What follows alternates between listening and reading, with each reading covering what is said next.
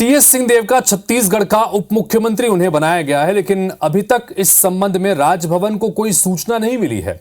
इसे लेकर बीजेपी ने तंज कसा है, तो वहीं कांग्रेस इसे प्रशासनिक प्रक्रिया बता रही है। इस पर डिटेल रिपोर्ट देखिए।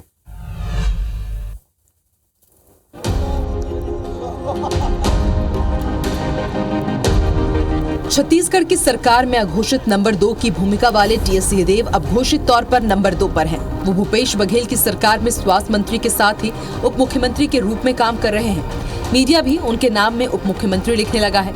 बतौर मंत्री उनके प्रोटोकॉल में भी इस शब्द का इस्तेमाल शुरू हो गया है, लेकिन इस संबंध में राजभवन को कोई सूचना नहीं दी गई है। अब जब महाराष्ट्र में अजित पवार उप मुख्यमंत्री बने तो सवाल उठे कि जब संविधान में उप मुख्यमंत्री का जिक्र ही नहीं तो अजित पवार ने आखिर शपथ किसकी ली। अजित अनंतराव पवार गांभीर्यपूर्वक दृढकथन करतो की कायद्याद्वारे स्थापित झाले आहे अशा भारतीय संविधानाबद्दल मी खरी श्रद्धा व निष्ठा बाळगीन। और अगर अजित पवार ने शपथ ली तो टीएस सिंहदेव ने क्यों नहीं ली? IBC 24 की पड़ताल में पता चला है कि अभी तक इस संबंध में राजभवन को कोई सूचना नहीं मिली है, जबकि संविधान के जानकारों का कहना है कि संविधान में सिर्फ 3 ही पद का उल्लेख है। एक है प्रधानमंत्री, दूसरा है मंत्री और तीसरा है राज्य मंत्री। इसके अलावा किसी और के लिए कोई भी शपथ का प्रपत्र नहीं होता। लेकिन देश में उप प्रधानमंत्री और उप मुख्यमंत्री बनने की परंपराएं रही हैं। संविधान के जानकार सुशील त्रिवेदी बताते हैं कि देश में ऐसा 100 से भी अधिक बार हो चुका है जब उप मुख्यमंत्री बनाया गया है, लेकिन ये सिर्फ एक परंपरा है। संविधान में उप मुख्यमंत्री पद का कोई उल्लेख नहीं है। वहाँ केवल यह उल्लेख है कि राज्यपाल को सलाह देने के लिए एक मंत्रिपरिषद होगी जिसका मुखिया मुख्यमंत्री होगा और बाकी मंत्री। राज्यों में कहीं भी उप मुख्यमंत्री पद का कोई प्रावधान संविधान में नहीं है।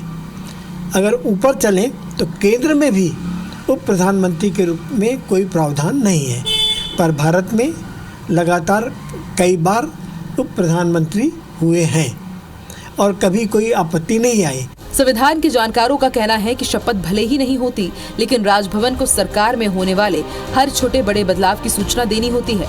राजभवन के अफसरों ने इस संबंध में अधिकृत रूप से तो कुछ नहीं बोला, लेकिन ऑफ कैमरा बताया कि उन्हें कोई सूचना नहीं मिली है।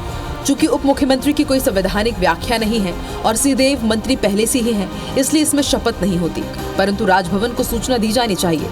पूरे हिंदुस्तान में अनेक राज्यों में अनेक बार, एक नहीं, 2 नहीं, 3 बार 3 उप मुख्यमंत्री नियुक्त होते रहे और कहीं कोई चैलेंज नहीं किया गया। केवल किसी नोटिफिकेशन के रूप में टीएस बाबा साहब को उप मुख्यमंत्री घोषित करना उचित नहीं होगा। बेहतर यही होगा, भारत का जो कन्वेंशन है कि उप मुख्यमंत्री रूप में शपथ लें, उनकी नियुक्ति इस रूप में हो, शपथ लें, जैसा कि हुआ है। इस बारे में जब हमने सरकार से पक्ष जाना तो मुख्यमंत्री भूपेश बघेल ने शुरू में ही कह दिया था कि जल्द ही इस संबंध में आदेश जारी करवा दिए जाएंगे। पार्टी आदेशित करेगी भाई, पार्टी आदेश करेगी, फिर हम यहाँ आदेश जारी करेंगे। ठीक है, उसमें क्या है? उसके पार्टी में नहीं होता क्या?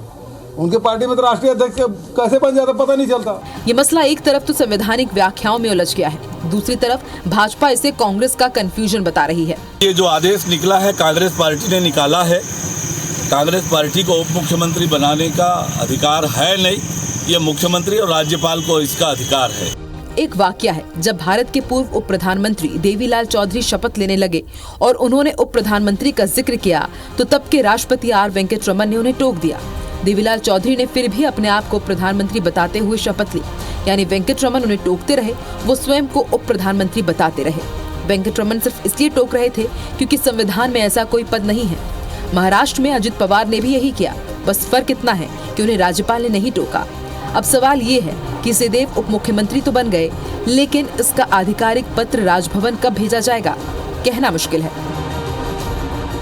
यह मसला संवैधानिक व्याख्याओं का है या कि राजनीतिक डिस्क्रिप्शंस का, कहना बहुत मुश्किल है। लेकिन एक बात बहुत साफ है, जब इस तरह के कोई पद ही नहीं होते तो शपथ किस बात की, और जब शपथ नहीं हुई तो राजभवन को सूचना भी किस बात की। खैर, भारत की राजनीति में ऐसा बहुत कुछ होता है जिसका संविधान में कोई उल्लेख नहीं होता, इसे परंपराओं के नाम पर किया जाता है। वरुण सखाजी, रायपुर।